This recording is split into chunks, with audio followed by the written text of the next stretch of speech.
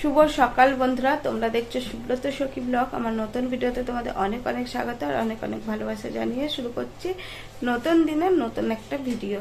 তো আশা করি যে যেখান থেকে দেখছো প্রত্যেককে অনেক অনেক ভালো আছো আর আমরাও খুব ভালো আছি। আর এখন বাজে হচ্ছে 8:20। তো আজকে সকাল থেকে কিছু জানি না, একটু ঝিমানো ঝিমানো লাগছে, ভালো লাগছে না।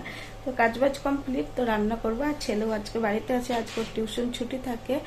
আর তোমাদের দাদাভাই এখন জল নিয়ে আসলো, তো চলো এখন রান্নাঘরে যাব, হচ্ছে ভাত বসাবো। আর আজকে ছেলের স্কুলে আছে হচ্ছে কর্মশিক্ষা, তো তোমাদের একটু দেখাই। আমার তোকে দেখাচ্ছি নাকি? তো মনে করছে ছেলেকে দেখাচ্ছি, ও কিন্তু পড়ছে, তো ওকে তো দেখাচ্ছি না। তো ছেলের কর্মশিক্ষার খাতাটা তোমাদের সাথে একটু শেয়ার করি। তো এই দেখো, এই ডিজাইনটা হচ্ছে চুমকি দিয়ে আর কি করা হয়েছে। তো খাতাটা কেমন লাগছে অবশ্যই কিন্তু কমেন্টে জানাবে, ঠিক আছে? আর আজকে কিন্তু হাতের কাজ করে নিয়ে যেতে হবে, আর কি করতে দিয়েছে সেটা তোমাদেরকে পরে দেখাচ্ছি। দেখো বন্ধুরা, চলে এসেছি রান্নাঘরে, আর এখানে ভাত বসিয়ে নিয়েছি। আর এই দেখো, এখানে কিন্তু বাঁধাকপি কাটা হয়ে গেছে। তো আজকে হচ্ছে বাঁধাকপি করবো। দেখো, আলু কাঁচা লঙ্কা সব কিছু আর কি কেটে নিয়েছি। আর এখানে দেখো পটল ডাঁটা আর আলু কেটে নিয়েছি। হচ্ছে মাছের ঝোল। এখানে কড়াইয়ে তেল বসিয়ে দিয়েছি, তেল গরম হয়ে গেছে। আর কি মাছ নিয়ে এসছে সেটা তোমাদের দেখাই। তো এই দেখো, মাছ নিয়ে এসছে, আর মাছের মাথা নিয়ে এসছে। বাঁধাকপি হবে, আর মাছ দিয়ে আলু পটল ডাঁটা দিয়ে ঝোল হবে।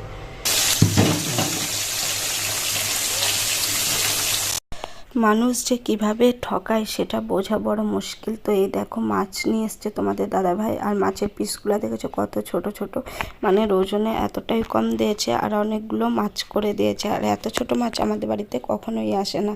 তো মাছ ভাজার পরে মাছের তেলে আলুগুলো আর কি ভেজে নিচ্ছি। আর এই দেখো, এখানে কিন্তু আলু সজনে ডাঁটা পটল সব কিন্তু ভাজা কমপ্লিট হয়ে গেছে। আর এখানে হচ্ছে একটু জিরা ফোড়ন দিয়েছি, আর আদা জিরা লঙ্কা বাটা দিয়ে আর কি মাছের ঝোলটা করবো। আর আমরা তো মাছের ঝোলে তেমন পেঁয়াজ খাই না। আর এখানে ভাত হয়ে গেছে, উপর দিয়ে দিয়েছি। আর পেঁয়াজ দিয়ে না, শুধু যদি মাছের ঝোল করি তাহলে মানে মাছের আর কি কালিয়া টালিয়া করলে ভালো লাগে। আর এই সবজি দিয়ে করলে না, পেঁয়াজ দিলে একদমই ভালো লাগে না। আর আমার শাশুড়ি মা কিন্তু এই পেঁয়াজ না দিয়ে মাছের ঝোল খুব সুন্দর রান্না করতো। তো সেরকম তো আর টেস্ট হয় না। আর আমার বাবার বাড়িতে তো সব কিছুতেই পেঁয়াজ হয়। তো মশলা দিয়ে সব কিছু কষিয়ে আর কি জল দিয়ে দিয়েছি।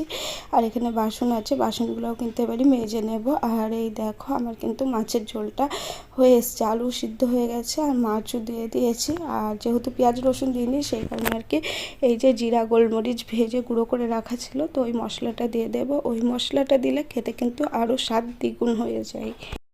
মাছের ঝোল পুরো কমপ্লিট হয়ে গেছে। আর এই দেখো, এখানে মাছের মাথাটা কিন্তু ভাজা বসিয়ে দিয়েছি, আর ভাজাও কমপ্লিট। এখানে জিরা আর তেজপাতা ফোড়ন দিয়ে আর কি আলুটা ভেজে নিয়েছি, আর কাঁচা লঙ্কা চিড়ে দিয়েছি। তো আলু ভাজা কমপ্লিট, মশলা দিয়ে কষিয়ে এই দেখো বাঁধাকপি দিয়ে দিয়েছি।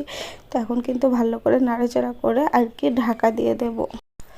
আর এই দেখো বন্ধুরা, বাঁধাকপিটা কিন্তু আমার রান্না একদম কমপ্লিট হয়ে গেছে। আর বাঁধাকপি কিন্তু কি বলতো, রান্না করতে করতে না হাতে একদম ব্যথা হয়ে যায়, মানে অনেকক্ষণ ধরে নেড়ে নেড়ে রান্না করতে হয়, নাহলে কিন্তু কড়াইয়ে লেগে যাবে। যদিও আমার হয়ে এসছে, আর কড়াইয়েও কিন্তু লেগে গেছে। রান্না টান্না কমপ্লিট, খাওয়া দাওয়াও সবার কমপ্লিট। ছেলে স্কুল চলে গেল। তো আমাদের দাদাভাই এখনও দোকান যায়নি, সেই কারণে সোফাটার এরকম অবস্থা। আর আমার ঘরটা দেখো, আজকে যেহেতু সকাল থেকে ছেলে ছিল, বিছানার কিন্তু এই রকম হাল। তো এখন আমাকে বিছানার হাল ফেরাতে হবে। আর এই যে দেখো, এইগুলো তো একটু একটু ধুলো পড়েছে, তো সেগুলো আর কি মুছতে হবে, সাথে ড্রেসিং টেবিলটা। সকাল থেকে কিন্তু টাইম পায় না করার। তো এখন ভাবছি ছেলে চলে গেছে, বাড়িতে তো বসেই থাকবো, এখন হচ্ছে এই কাজগুলো আর কি করবো। তো এক হাতে তো ক্যামেরা ধরে করা সম্ভব নয়। তো চলো করে নিই, তারপরে তোমাদের দেখাচ্ছি। এই দেখো বন্ধুরা, জায়গাটা গোছানো হয়ে গেছে, আর ড্রেসিং টেবিলটাও একটু মুছে নিলাম। আর এদিকে হচ্ছে খাটের বিছানাটাও একদম সুন্দর করে গুছিয়ে নিয়েছি। আমার সোফাটাও কিন্তু পরিষ্কার হয়ে গেছে। আর রুমালটা তোমাদের দাদাভাই নিয়ে আর কি দোকান যাবে। তো চলো একটু দেখাই আমাদের দুজনকে। রেডি হয়ে গেছি দোকান যাওয়ার জন্য, খাওয়া দাওয়া কমপ্লিট, ছেলেকে রেখে আসলাম স্কুলে। আর প্রচন্ড গরম পড়েছে আজকে।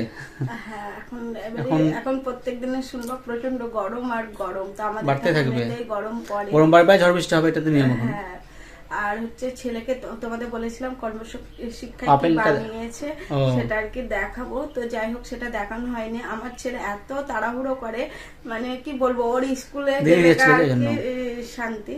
তো যাই হোক ও চাই আগে করে যাবে, তো সেই কারণে।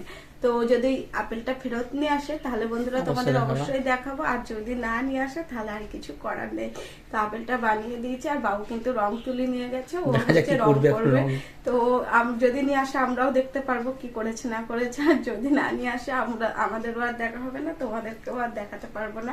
আর এখন হচ্ছে ছেলের কয়েকটা জামা কাপড় মানে ভিজানো আছে, ওগুলো হচ্ছে কেচে মেলতে যাবো। তো বন্ধুরা দোকান যাই। জামা কাপড় কেচে নিয়ে চলে আসলাম ছাদের উপরে মেলতে। আর এই রোদ গরমের সব থেকে কষ্টকর ব্যাপার হচ্ছে রোদে আর কি ছাদের উপরে মেলতে আসা, আর প্রচণ্ড পরিমাণে রোদ, তাকানোই যাচ্ছে না।